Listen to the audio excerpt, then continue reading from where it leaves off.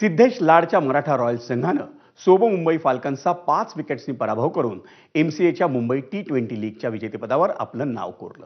या सामन्यात श्रेयस अय्यरच्या सोबो मुंबई फाल्कन्सनं 20 षटकात 4 बाद 157 धावांची मजल मारली होती।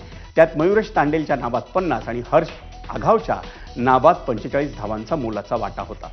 मराठा रॉयल्सनं 4 चेंडू आणि 5 विकेट्स राखून विजयासाठीचं लक्ष्य पार केलं। चिन्मय सुतारनं 53 आणि आवेश खाननं 38 धावांची खेळी करून मराठा रॉयल्सच्या विजयात निर्णायक भूमिका बजावली। त्या दोघांनी 9 षटकात 75 धावांची भागीदारी उभारली। या स्पर्धेचं पारितोषिक वितरण भारताचा 2020 विश्वचषक विजेता कर्णधार रोहित शर्मा आणि एमसीए अध्यक्ष अजिंक्य नाईक यांच्या हस्ते पार पडलं।